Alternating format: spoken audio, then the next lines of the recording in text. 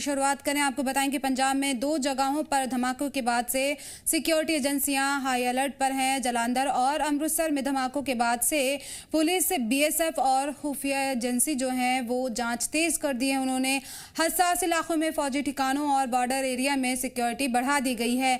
उधर जम्मू कश्मीर के दाखिली दरवाजे लखनपुर में भी चौकसी सख्त कर दी गई है। पंजाब पुलिस से मिले इनपुट के बाद में जम्मू कश्मीर पुलिस ने बॉर्डर इलाकों में निगरानी बढ़ा दी है। आने जाने वाली गाड़ियों की सख्त तलाशी ली जा रही है और मुश्तबा हरकतों पर नज़र रखी जा रही है। मालूमात के मुताबिक जालंधर में बीएसएफ हेडक्वार्टर के बाहर और अमृतसर के खासा कैंट इलाके के पास धमाके हुए। पुलिस ने आसपास के इलाकों में सर्च ऑपरेशन शुरू कर दिया है। सीसीटीवी फुटेज खंगाली जा रही है और मुश्तबा अफराद की तलाश जारी है। पंजाब पुलिस और मरकजी एजेंसियां जो हैं मामले की हर एंगल से जाँच कर रही हैं। पंजाब के जलंधर और अमृतसर में हुए बम धमाकों के बाद पूरे पंजाब की सुरक्षा हाई अलर्ट पर है। आपको बता दें कि पंजाब पुलिस से मिले सुरक्षा इनपुट के बाद जम्मू कश्मीर और पंजाब की सीमा लखनपुर में सुरक्षा जो है वो चाक चौबंद कर दी गई है। जम्मू कश्मीर पुलिस के साथ साथ केंद्रीय बलों की तैनाती यहाँ पर की गई है। इस तरह के इनपुट जो है पंजाब पुलिस की ओर से साझा किए गए हैं, जिसके बाद सुरक्षा जो है और आप देख सकते हैं कि मुस्तैद कर दी गई है। जम्मू कश्मीर पुलिस के साथ साथ केंद्रीय बलों की तैनाती यहाँ पर की गई है। हर आने जाने वाले वाहन की गहन जांच के बाद ही उन्हें जम्मू कश्मीर में आने की अनुमति यहाँ पर प्रदान की जा रही है। कल पंजाब पुलिस के कई अधिकारी जो हैं वो माधमपुर के इलाके में पहुँचे थे। जम्मू कश्मीर पुलिस के अधिकारियों के साथ उनकी बातचीत हुई है। बातचीत के बाद इस तरह के इनपुट जो है वो शेयर हुए हैं। और आपको बता दें कि जितने भी इलाके, चाहे वो लखनपुर का इलाका है, चाहे और माइनर पोस्ट हैं, जितनी भी पोस्ट जो हैं वो जम्मू कश्मीर और पंजाब को आपस में जोड़ती हैं, वहाँ पर सुरक्षा जो है इस समय चाक चौबंद कर दी गई है। तो ब्लास्ट हुए हैं उसमें आईएसआई का हाथ हो सकता है, यानी कि पाकिस्तान समर्थित आतंकियों ने ये पूरे ब्लास्ट को यहाँ पर अंजाम दिया था। और उसके बाद से लगातार पूरे पंजाब में जगह जगह पर छापेमारी की जा रही है। सीसीटीवी फुटेज खंगाले जा रहे हैं। कई जगह पर नाकेबंदी जो है पंजाब पुलिस की ओर से की जा रही है। उसके साथ साथ अगर बात की जाए तो जम्मू कश्मीर और पंजाब की सीमा को जोड़ने वाले इलाकों में भी सुरक्षा चाक चौबंद कर दी गई है। कठुआ से सरबजीत सिंह, जी जम्मू कश्मीर लद्दाख के लिए।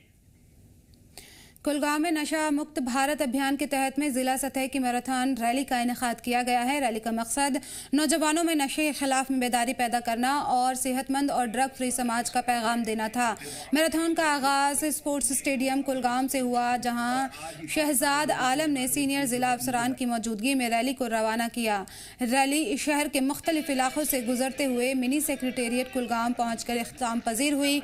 इस मौके पर additional deputy commissioner, assistant commissioner, दूसरे अफसरान, तलबा और सिविल सोसाइटी के अफराद भी बहुत ही जोश और खरोश के साथ में उन लोगों ने हिस्सा लिया। शिरकत करने वालों ने फिटनेस, सेहतमंद जिंदगी और नशे के खिलाफ मुश्तरका जिम्मेदारी से जुड़े पैगाम उठाए। प्रोग्राम का मकसद नौजवानों को समाजी बेदारी मुहिम से जोड़ना और drug free Jammu Kashmir mission को मजबूत बनाना था।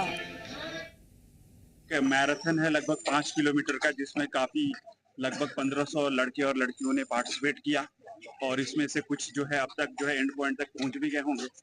तो ये देखते हैं कि कौन पहुंचे, क्या उनको फेलिसिटेट। इसका ये मकसद है कि एक तो हमारे जो एक डेली रूटीन में इस तरह का एक्सरसाइज और रनिंग होना चाहिए, ताकि जो और एक नशा मुक्त कुलगाम की तरफ जो हमारा एक कदम है, ये उसकी तरफ एक एक्टिविटी है, ताकि जो हमारे यूथ है इस तरह के एक्टिविटीज में ज्यादा पार्टिसिपेट करे। इसमें से कोई फाइनल रनर जो है वो बने, वो स्टेट लेवल पे पार्टिसिपेट करे, कंट्री लेवल पे पार्टिसिपेट करे। आने वाले वक्त में कुलगाम कहाँ देखते हैं? अभी जब यहाँ पे यूथ जो जीतेंगे, डेफिनेटली इनको एक प्लेटफॉर्म मिलेगा आगे, जब स्टेट लेवल पे कोई मैराथन होगा इसमें ये पार्टिसिपेट करेंगे, इससे इनका मनोबल बढ़ता है। कारगिल में 2 लद्दाख बटालियन एनसीसी की जानिब से मुनक़िद कंबाइंड एनुअल ट्रेनिंग कैंप की क्लोजिंग सेरेमनी जोश व खरोश और वतन परस्ती के जज्बे के साथ में मुनक़िद हुई। कैंप में ज़िले के मुख्तलिफ स्कूलों और कॉलेजों के एनसीसी कैडेट्स ने बढ़ चढ़ कर हिस्सा लिया। 10 रोज़ा ट्रेनिंग कैंप में discipline, leadership, personality development, drill, weapon training की map reading, field craft, adventure activities, social awareness program और ड्रोन ट्रेनिंग पर ख़ास तवज्जो दी गई है। कैंप के दौरान कैडेट्स ने बेहतरीन टीम वर्क, मेहनत और एनसीसी उसूलों के लिए अपनी वाबस्तगी का मुजाहरा किया है। क्लोजिंग सेरेमनी में कैडेट्स की जानिब से रंगारंग कल्चरल प्रोग्राम भी पेश किया गया है, जिसमें उन्होंने अपनी सलाहियत और ट्रेनिंग का शानदार मुजाहरा किया। स्पोर्ट्स, कल्चर एक्टिविटीज़ और ओवरऑल परफॉर्मेंस में बेहतरीन कारकर्दगी दिखाने वाले कैडेट्स को अवार्ड और सर्टिफिकेट भी दिए गए। इस मौके पर chief guest colonel Harmeet Singh सेना मेडल और deputy group commander group headquarter Srinagar के कैडेट्स की मेहनत और डिसिप्लिन की तारीफ की। उन्होंने कैडेट्स को इत्तेहाद, लीडरशिप और मुल्की खिदमत की कदरों आगे की बरकरार रखने की नसीहत दी है। सेरेमनी का इख्तिताम कौमी तराने और वोट ऑफ थैंक के साथ हुआ है। तो हमारे यहाँ पर कारगिल में टू लद्दाख बटालियन एनसीसी जो है वो उन्होंने CATC कैंप 2026 ऑर्गेनाइज किया कुर्बथांग में, जिसमें तकरीबन 480 कैडेट ने पार्टिसिपेट किया है। ये 1 मई से 10 मई तक चला और जो कि बहुत ही सक्सेसफुल रहा, जहाँ पर बच्चों को बहुत सारे ट्रेनिंग, पर्सनालिटी डेवलपमेंट से लेके वेपन ट्रेनिंग से लेके उनको बहुत सारा चीज़ें जो है यहाँ पर सिखाया गया। और आज इसका कंक्लूडिंग डे है और ये भी बहुत ही कलरफुल कल्चरल परफॉर्मेंस से कंक्लूड हुआ। बच्चों ने क्या सीखा? जी, आप सबको मालूम है कि एनसीसी जो है बच्चों को तैयार करता है फ्यूचर लीडर्स और फ्यूचर जो कंट्री के जो हमारे हर सेक्टर में पहुंचने के लिए मदद करता है और साथ ही साथ इंडियन आर्मी में ज्वाइन करने के लिए मोटिवेट करता है। मच्छल वैली में आज मल्टी स्पेशलिटी मेडिकल कैंप और ब्लड डोनेशन कैंप का इनेकाद किया गया। इस बड़े मेडिकल कैंप में मुख्तलिफ शोबों के 17 स्पेशलिस्ट डॉक्टर्स ने हिस्सा लिया। दूर दराज सरहदी इलाके के लोगों को बेहतर सेहत सहूलतें फराहम की गई। कैंप में लोगों को मुफ्त मेडिकल मशवरा, इलाज और दवाइयाँ भी दी गईं। वैली के मुख्तलिफ इलाकों से आए लोगों ने अपने घर के करीब स्पेशलाइज्ड हेल्थ केयर सर्विसेज का फ़ायदा उठाया। मेडिकल कैंप के साथ साथ सब डिस्ट्रिक्ट हॉस्पिटल कुपवाड़ा और इंडियन आर्मी की जानिब से ब्लड डोनेशन कैंप भी लगाया गया। इसमें मकामी नौजवानों और वॉलंटियर्स ने भी बड़ी तादाद में हिस्सा लेकर खून का अतिया किया। इस मौके पर मौलवी अबू जब्बार बाबा ने जो मुंतज़मीन थे उनका शुक्रिया अदा करते हुए कहा है कि ऐसे मेडिकल और फलाही प्रोग्राम मच्छल वैली के लोगों के लिए बेहद अहम है। मकामी बुजुर्गों, समाजी रहनुमाओं और लोगों ने भी इस पहल की तारीफ करते हुए कहा है कि ऐसे प्रोग्राम सेहत, समाजी बेदारी और आवामी फलाह के लिए बहुत फ़ायदेमंद साबित हो रहे हैं। आज जो यहाँ पे ब्लड डोनेशन कैंप था आर्मी की तरफ से, इंडियन आर्मी की तरफ से, हम पहले इनके भी बहुत ज़्यादा शुक्रगुजार है कि उन्होंने हमें मौका दिया यहाँ आने का।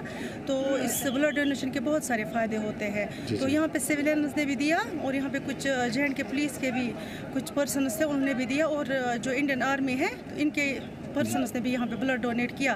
तो हम यही बोलना चाहेंगे कि मतलब हर एक को, चाहे कोई भी हो, चाहे वो सिविलियंस हो, फोर्स के आदमी हो, सबको आगे आना चाहिए इस ब्लड डोनेशन के लिए। इसलिए सिर्फ इसलिए फ़ायदेमंद नहीं है कि मतलब किसी ज़रूरतमंद के काम आए, ये उसके लिए भी फ़ायदेमंद है जो ये ब्लड डोनेट करता है। इसलिए हम फिर से ही शुक्रगुजार है यहाँ इंडियन आर्मी के कि हमेशा ये साथ देते हैं कि हमें वहाँ ब्लड की कमी थी SDH ब्लड सेंटर पे, तो इनके साथ हमने आज कोलैबोरेशन किया इंडियन आर्मी के साथ। तो यहाँ पे हमें बहुत अच्छा लगा यहाँ आके। बहुत से ऐसे मतलब जगहों पे हैं, बहुत से ऐसे मतलब काम है जहाँ पे ये आते हैं, जैसे कि और भी बाकी कैंपस रखते हैं। और सिर्फ ये ब्लड डोनेशन कैंप ही नहीं होता है, जैसे बाकी कैंपस भी रखते हैं, फ्री मेडिकल कैंप रखते हैं जहाँ पे चेकअप्स बाकी भी हो जाते हैं। तो उस हिसाब से हर लिहाज से काम आता है। मेरा नाम डॉक्टर अश्विनी है। इंडियन आर्मी ने जो मच्छल में कैंप ऑर्गेनाइज़ किया है लोगों की सेवा के लिए, लोगों के हेल्थ चेकअप के लिए, तो मैं और मेरे सारे कलीग्स, बहुत सारे डॉक्टर जो आए हैं, हमने चेकअप किया है लोगों का। तो अभी जो बीमारियां हैं जैसे कि हाइपरटेंशन है या फिर जो दांतों की बीमारियां हैं, डेंटल केरीज है, उस पर इलाज किया है। बहुत अच्छा रिस्पांस मिला है हमें लोगों की सेवा करने मिली। इंडियन आर्मी ने काफ़ी सारी मेहनत ली। जम्मू में मावरिक यूथ कॉन्फ्रेंस 2026 का आगाज बड़े जोश और वतन परस्ती और इल्मी जज्बे के साथ हुआ है। कॉन्फ्रेंस में chief guest professor KS. Chandrashekhar, vice chancellor cluster university Jammu समेत कई मुअज़्ज़ज़ मेहमान मौजूद रहे। इस मौके पर गेस्ट ऑफ ऑनर कर्नल आदर्श शर्मा और स्मिथ मेघा रैना ने भी शिरकत की है। तकरीब का आगाज़ रस्म इफ्तिताह और चराग रोशन करने की रस्म से हुआ, जिसके बाद मेहमानों ने नौजवानों को लीडरशिप, डिसिप्लिन और डिप्लोमेसी और मुल्की जज्बे को मजबूत करने का पैगाम दिया। उन्होंने नौजवानों से समाज में मुस्बत तब्दीली और मुल्क की तामीर में बढ़ चढ़कर किरदार अदा करने की अपील की है। कॉन्फ्रेंस की क़यादत आगोश फाउंडेशन के फाउंडर वंश रैना ने की है, जिनकी सोच और लीडरशिप ने इस प्रोग्राम को कामयाब बनाने में अहम किरदार अदा किया है। सांभवी शर्मा, मायरा गुप्ता, नामिश देव सिंह परिहार और अर्जुन शर्मा के साथ मुंतज़मीन टीम जो थी, उनमें से अवंतिका चिब, मित्तुल शर्मा और माहिर भट्ट ने भी अहम जिम्मेदारियां निभाई। ये कॉन्फ्रेंस नौजवानों की जानिब से लीडरशिप, डिप्लोमेसी और मुस्बत मुकाबले को फ़रोग़ देने की एक अहम कोशिश बनकर सामने आई। आज हम यहाँ सारे गांधीनगर विमेन कॉलेज में आए हैं। यहाँ पे एक यूथ कॉन्फ्रेंस को हमने होस्ट किया है, ऑर्गेनाइज किया है।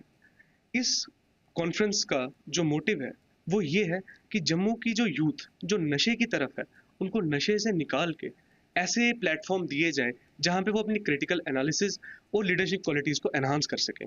जम्मू के अंदर यूथ कॉन्फ्रेंसेस होती हैं, काफ़ी छोटे मायने में होती है, और जो MUNs होते हैं, मॉडल यूनाइटेड नेशंस, वो भी काफ़ी कम मात्रा में होते हैं। इनके अंदर कुछ जो सिर्फ जो इलीट स्कूल्स हैं उन्हीं के बच्चे पार्टिसिपेट करते हैं, जो छोटे स्कूल्स हैं वो एंटरटेन नहीं करते हैं। लेकिन हमारा ये प्रश्न है कि क्या वो बच्चे, क्या उनको ये प्लेटफॉर्म नहीं मिलना चाहिए? क्या पता वो हमसे ज़्यादा सक्षम हो, लेकिन जस्ट बिकॉज उनको प्लेटफॉर्म नहीं दिया जाता है तो वो अपने विचार रख नहीं सकते हैं।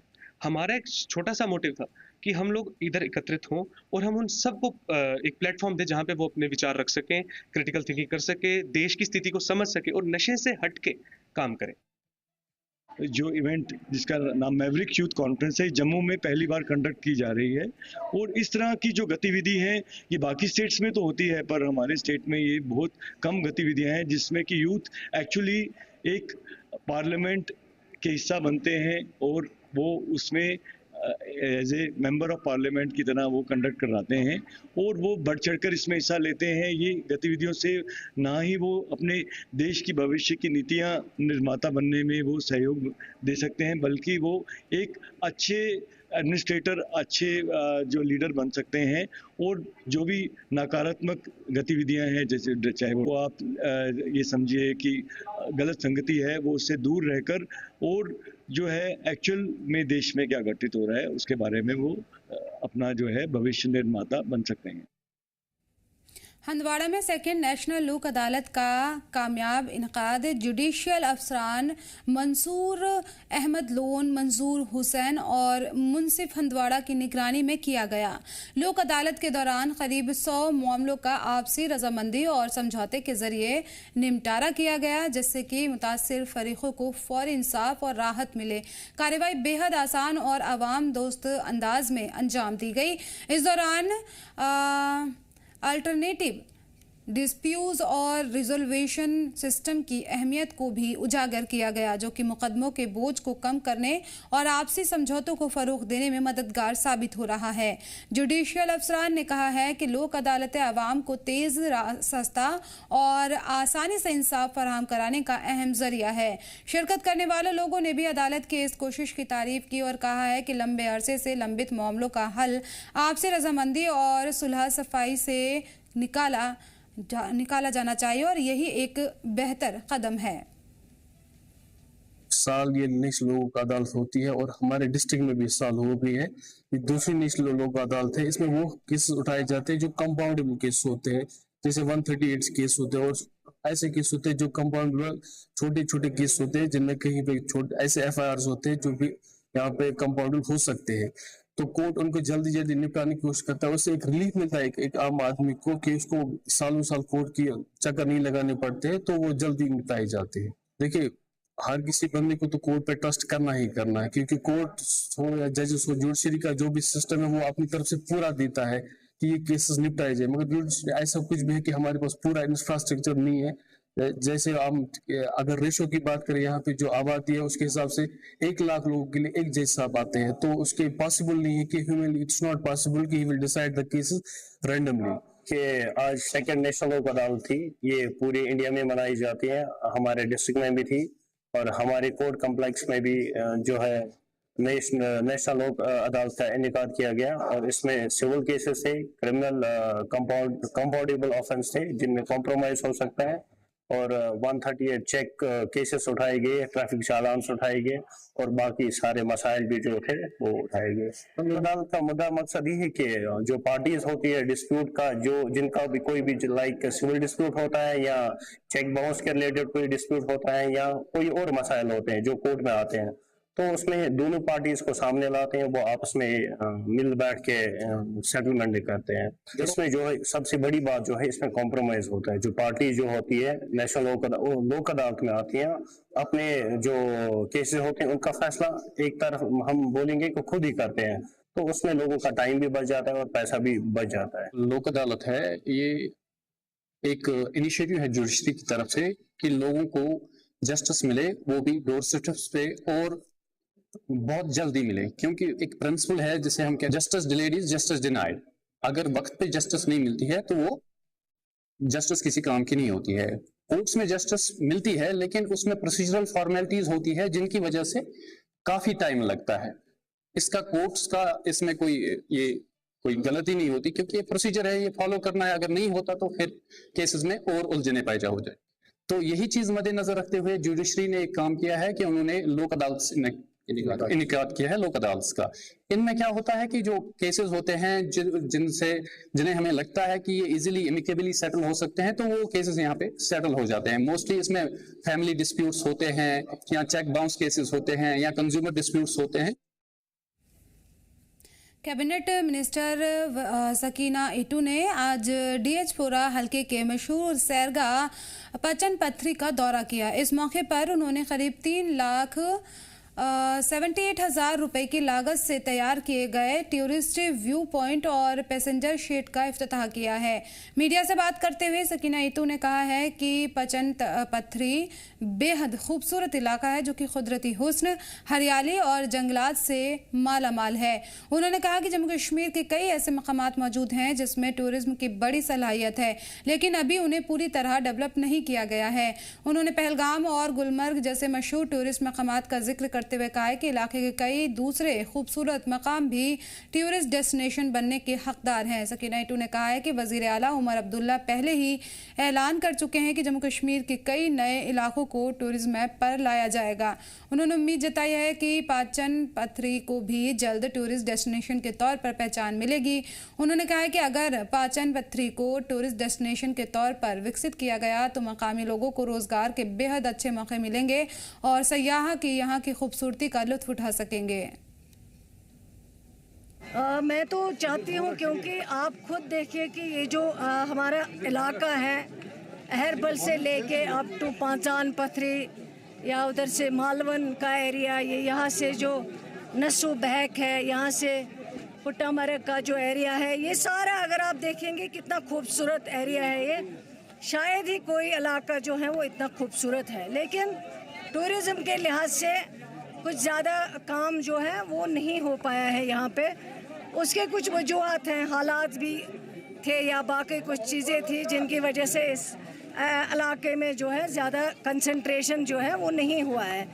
मैं सही में परसों में गई थी टंगमरग गुलमर्ग में, हमारा प्रोग्राम था, चीफ मिनिस्टर साहब थे वहाँ पे, तो मुझे लगा कि गुलमर्ग और इस एरिया की खूबसूरती में पाचान पथरी में कोई ज़्यादा फ़र्क नहीं है। अगर इसको भी एज टूरिस्ट प्लेस डेवलप किया जाए और टूरिस्टों को राग़िब किया जाए, अट्रैक्ट किया जाए ताकि वो यहाँ पे आए, और जो बाकी स्कीम्स है टूरिस्ट डिपार्टमेंट, पिछली बार मैंने टूरिज़्म डिपार्टमेंट को लाया, यहाँ पे हमने एक कैंप करवाया और कैंप के ज़रिए लोगों को जानकारी दी, और उसके अलावा हमने उस वक्त यहाँ कुछ काम शुरू करने के ऑर्डर्स दिए थे और अल्लाह का शुक्र है आज वो काम कंप्लीट हो गए। उनमें से सिर्फ 1-2 काम है जो अभी अंडर कंस्ट्रक्शन है, वो भी 1-2 महीने तक कंप्लीट हो जाएंगे। इस बार हमने फिर सोचा था कि एक अवेयरनेस कैंप जो है टूरिज़्म की तरफ से यहाँ पे रखेंगे, ताकि जो डिफरेंट स्कीम्स हैं जैसे पेइंग गेस्ट हैं, टूरिस्ट गाइड हैं, या इसको डेवलप करना, इस खूबसूरती को बढ़ाना, यहाँ पे कोई बाकी जो स्टेप्स वो उठाने हैं, उसके लिए हमने ये सोचा था। तो लेकिन फिर आज यहाँ काफ़ी ताज़ियत थी तो उस वजह से हम ये कैंप आज नहीं कर पाए। लेकिन इंशाल्लाह आगे मुझे उम्मीद है जिस तरह से ऑनरेबल चीफ मिनिस्टर साहब चाहते हैं कि हम नए डेस्टिनेशंस को एज टूरिस्ट प्लेस इंक्लूड करें, और इस वक्त हमारे पास रिवायतन कुछ एरियाज़ हैं जैसे पहलगाम है, इसी तरह गुलमर्ग है, सोनमर्ग है, वो खूबसूरत है, उसमें कोई शक नहीं। इसी तरह जम्मू एरिया में कुछ साइड है, मानसर है, और भी सरनसर लेक है वहाँ पे, तो वो भी कुछ एरिया है वहाँ पे। इस वक्त हम जिला कुलगाम के एक दूर दराज इलाके में पहुंचे, इसे पांजन पथरी खुम पथरी कहते हैं। और आपको बता दें कि आज यहाँ पर इस इलाके की जो एमएलए है और इस वक्त काबीना वजीर सकीना इतू पहुंची है। और आपको बता दें कि आज एक दरबार भी यहाँ पे मुनक्किद हुआ। और ये जो आप लोग देख रहे हैं अभी भी अपने अपने इलाकों के मसले मसाइल जो हैं वो काबीना वजीर के सामने रख रहे हैं। और यहाँ पर काबीना वजीर ने जब सहाफ़ियों से बात करते हुए कहा है कि ये खूबसूरत जगह है और हम चाहते हैं कि इस खूबसूरती को दूसरे लोगों तक पहुंचाना, यानी सिर्फ यूटी में नहीं बल्कि बाहर के जो रहने वाले लोग हैं उन तक पहुंचाना है, ताकि वो भी इस इलाके में आए और इस खूबसूरती का मजा ले। साथ ही उन्होंने कहा कि जितना इस सरकार से हो सके, और खासकर उन्होंने कहा कि जितना मेरे बस में होगा मैं कोशिश करूंगी कि इसको जो है एक टूरिस्ट डेस्टिनेशन बनाने की मैं भरपूर पहल करूंगी। और आपको बता दें कि ये खूबसूरत इलाका है, और अगर आपको मैं बता दूं ये पीर पंजाल के पहाड़ के दामन में नहीं बल्कि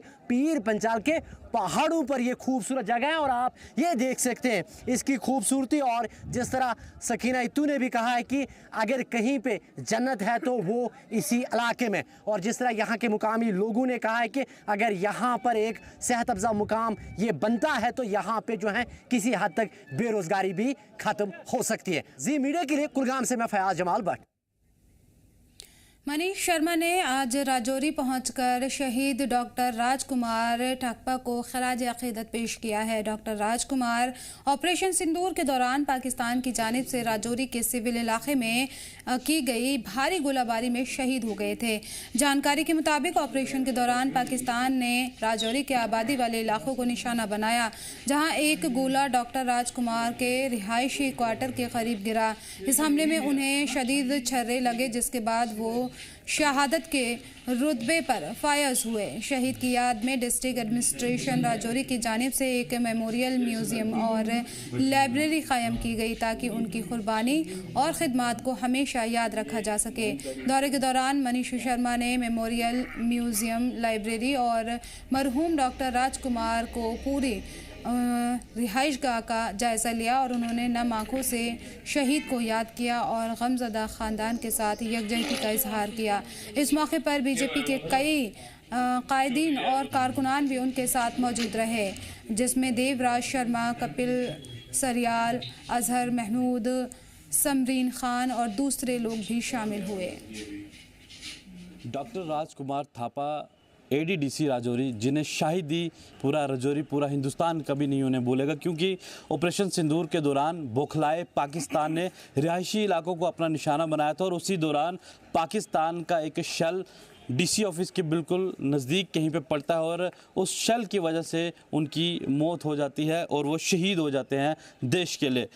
इस वक्त मनीष शर्मा जी राजौरी पहुंचे थे, उनका जो म्यूज़ियम है, लाइब्रेरी है, और उन्हें श्रद्धांजलि भी देने के लिए यहाँ पे पहुंचे थे। सर, क्या कुछ कहना चाहेंगे? आप आज यहाँ पे पहुंचे, सबकी आंखें नम हैं, पूरे भाजपा के नेता, बाकी की जो टीम है वो आपके साथ यहाँ पे पहुँचे हैं, क्या कुछ कहना चाहेंगे? आज हम राजौरी के यहाँ डीसी ऑफिस के प्रांगण में पहुँचे हैं और doctor Rajkumar Thapa memorial museum and library में आज उनकी जीवनी को एक तरह से याद कर रहे हैं। उनकी छोटी छोटी चीज़ें जो वो रोज़ाना इस्तेमाल करते थे वो भी यहाँ देखी।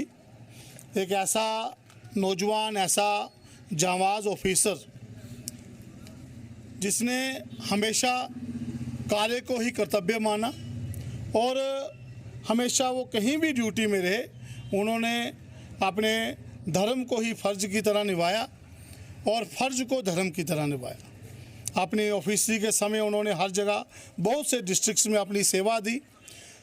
राजौरी आने के बाद यहाँ भी उन्होंने उत्कृष्ट कार्य जो है एडमिनिस्ट्रेशन के लिहाज से किया, लेकिन शायद भगवान को कुछ और मंजूर था। एक ऑपरेशन सिंदूर के दौरान जैसा अभी आपने भी कहा कि बौखलाया हुआ पाकिस्तान जो पूरी तरह से घबरा गया था, डर गया था और जिसको अपनी ज़मीन जाती हुई दिख रही थी, हमारे जांबाज सैनिकों ने, वो चाहे फ़ौज के जवान हों, बेल्ट फोर्स के जवान हों, सब ने अपने शौर्य को और दर्शाया और पाकिस्तान को चारों खाने चित किया, जिससे पाकिस्तान घबराकर अमेरिका की शरण में पहुंचा और सीज़ फायर की गुहार लगाने लगा। लेकिन उस ऑपरेशन सिंदूर में हमने विजय तो पाई और पूरी दुनिया ने भारत का लोहा भी माना। हमारी मिसाइलों की ताकत की गूंज जो है वो अमेरिका तक गई, देश के हर कोने तक गई। लेकिन उसी कड़ी में ऐसे ऑफिसर को हमारा खोना एक बहुत ही दर्दनाक विषय उस वक्त था। मेरा डॉक्टर राजकुमार थापा जी से पर्सनल भी अच्छे रिलेशन थे। आज जब यहाँ आया तो मेरे साथ हमारे जिला के अध्यक्ष श्री देवराज शर्मा जी, हमारे कपिल सरियाल जी उपाध्यक्ष, हमारे संजय जी महामंत्री, करण जी और हमारे और भी कई नेता, अमित जी, कई नेता हमारे साथ आए, समरीन जी हमारे साथ आई, अजर जी हमारे साथ आए। और जब एक तरफ जब यहाँ देख रहे थे आंखें नम थी, दिल में दर्द था और लेकिन अंदर जाते हुए सीना गर्व से चौड़ा भी हो रहा था कि ऐसे ऑफिसर जिन्होंने अपनी शहादत दी।